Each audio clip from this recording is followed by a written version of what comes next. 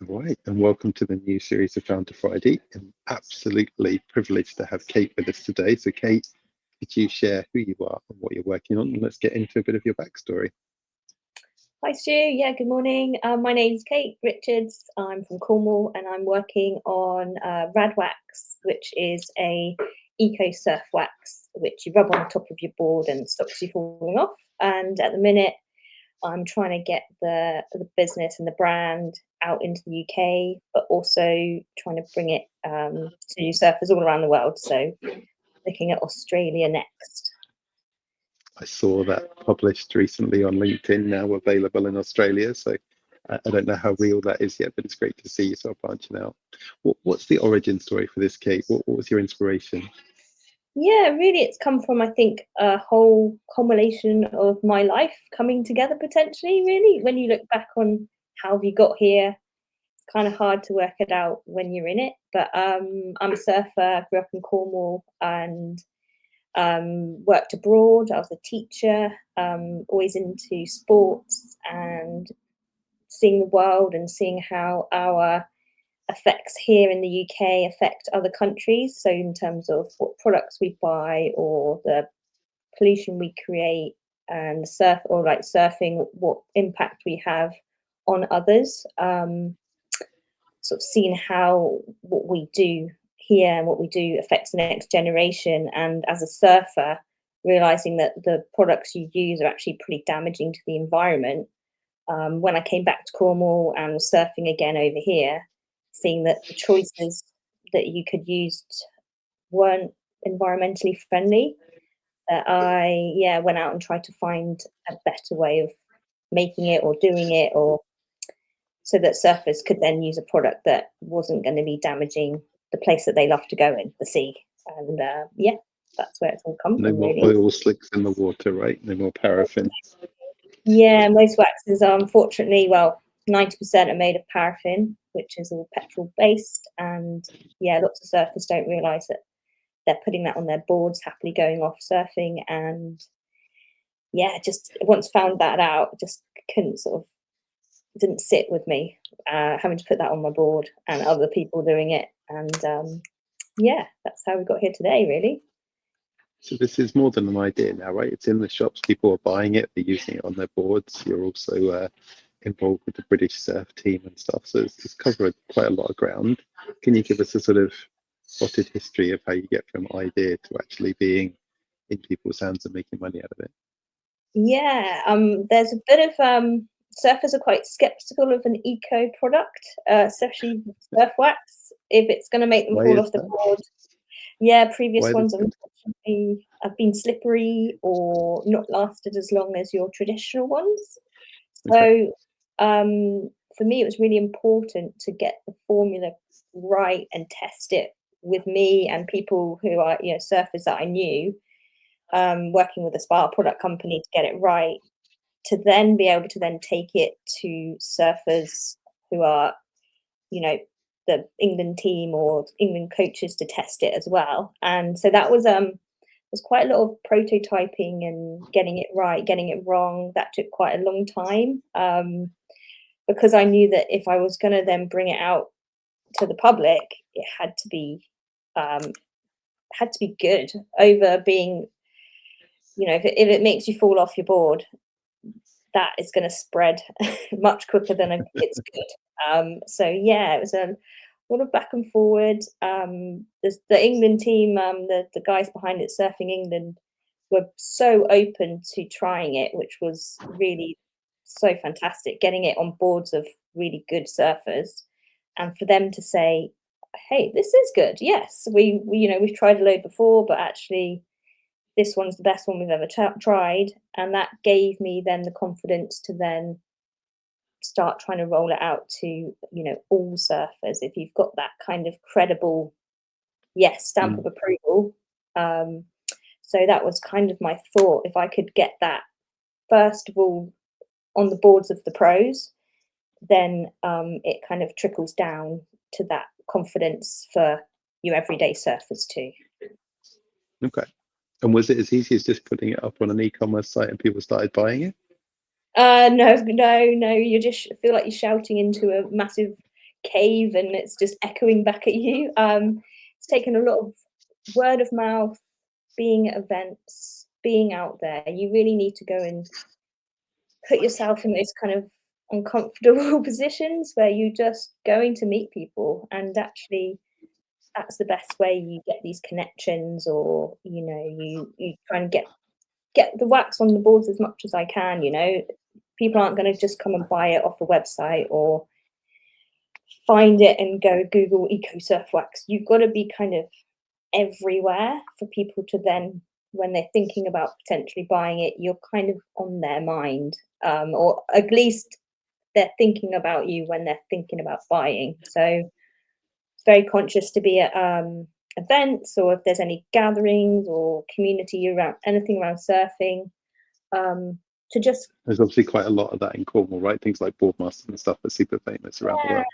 yeah, and the surf communities, although it's small, it's very well connected. So if there was ever surf films on, you go along. I like going along to all of those things, see who's there as well, and just sort of getting to know the surf industry. Yeah, it's a real community, which is nice. And going to surf events, supporting the juniors. You can't just be sat waiting to be found. You have to get out there and meet people. So, I mean, was there any entrepreneurship or business experience in your family before you started up on this venture? Not as in entrepreneurship, I guess, but my dad used to work for a surf company, so he's got some good inside knowledge of the surf industry. Well, my brother actually saying that he did start his own.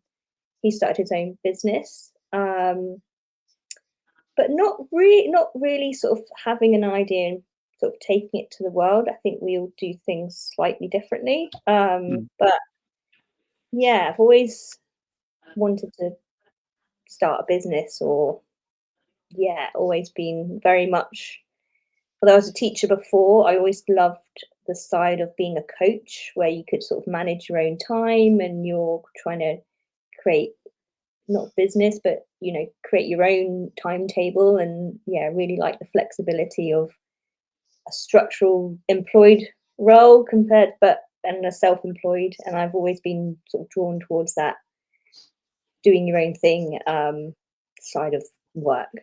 Setting your own course, right? Yeah.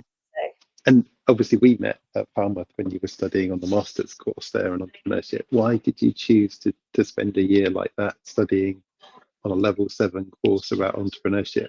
It seems for some people, they say studying maybe is the wrong thing to do because you want to do it rather than study it, right? So why did you make that choice? Yeah, I had lots of people tell me not to do the masters. Okay. Yeah, the people around me, the closest people or best friends, were like, "You're mad to do this." But I tried to follow my gut instinct, and I had this little voice in my head saying, "Going on this course could change your life." And I think as I get older, I start to listen to my intuition much more. And even though on paper it sounded like, yeah, you're going to spend thousands of pounds to do a master's, and your time is going to be taken away from your business. But for me, I thought this is a great way to meet other founders. I came down and met the team, you and Marcus, down at Falmouth University, and hearing that you were both actually had run your own businesses. And I was looking for mentorship and networking and being sort of connected with people as I did it. I thought I could potentially lose a bit of time, spend a bit of money, but I thought that was investing on myself to then speed up where I was. I thought I knew that I'm reflected that I knew that I had got to a point of having some prototypes, but what my vision was going international and being much bigger. And I wanted to just slow down to fast track growth from when I had a finished product as well. So I like the idea of going into Falmouth and the university and meeting all these people, and maybe shortcutting some mistakes long term. Okay. I mean, do you feel in retrospect of that level of education and that level of sort of reflecting and thinking through things has helped or hurt what you've been doing as a journey? I think it's helped so much. We did all the pitch practicing. I think when I first went there, I couldn't speak in front of anybody. And it's just getting you put yourself in those uncomfortable positions where you're talking and you're learning. And for me, it was knowing how to learn to a pitch, or how my memory works with how to create storytelling of your business, which I think is really important. And I don't think I had that skill before. And doing it so much, it set me up for when there was opportunities to apply for funding or be in front of investors, that I knew how to prepare myself for that situation. So when the opportunities come up, I felt like that year had meant that I would seize them and be confident in that situation, rather than doing it. And the masters was almost like a practice to the real thing. And yeah, that was really beneficial. And this is obviously where your masters and Canopy world started to overlap through my presence in both, right? So what have you gained from Canopy since you've been involved in different things? Yes, Canopy community, going to the demo night, the one in Cornwall, that was the first real test of being in front of strangers and telling and having a 4-minute. Didn't know and love you, right? And just, so people who had just never met you before, you get up there, you're being very vulnerable and open, and you just say, this is who I am. Take it or leave it almost. And, or this is what I'm trying to create.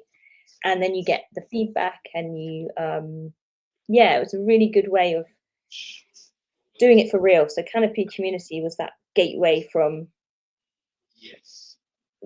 masters to real world.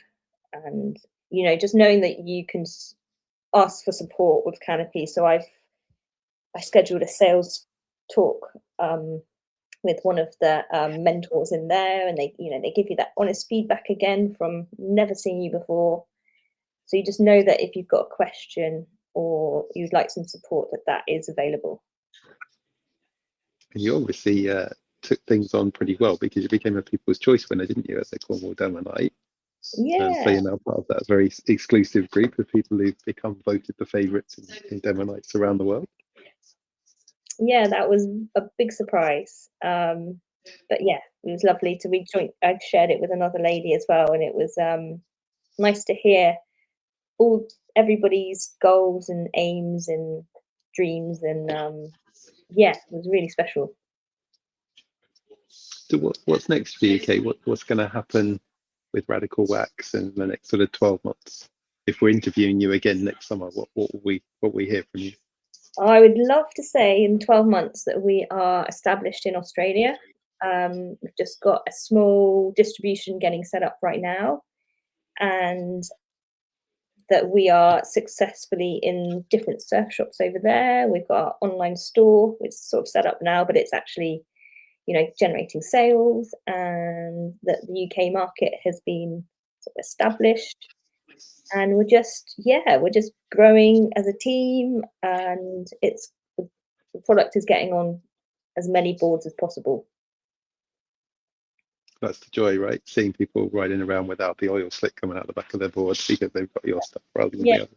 Making an impact. I think that's what I'd love to see, is being a real different choice for surfers. I think that would be my great, to go somewhere, if I traveled over to Australia and seeing it as an option. That would be, I'm not trying to kick out the others. I'm just trying to give another option to people. Yeah. Okay. Now, this series is obviously targeted for first-time founders, and you, as a People's Choice winner, are a role model within the community. So what we'd like to ask you at the end is, what's your best advice for somebody who's thinking about starting and maybe not quite sure what to do? I think you just got to do it. I think that's the key. I think if you worry about failing, you don't know. You just got to fail to succeed. And what being part of Canopy community in Falmouth and meeting other founders is actually failure isn't a failure. I've rejigged it as it's a test, or like it's a theory, and everything you say or believe, like what you say, Stu, is everything you believe is probably wrong, and that's fine. You just got to find out if it's wrong or right, and keep just doing anything, getting out there and doing it, I think is the key. If you don't do anything, you don't know if it's right or wrong. So yeah, embrace the testing and the theory.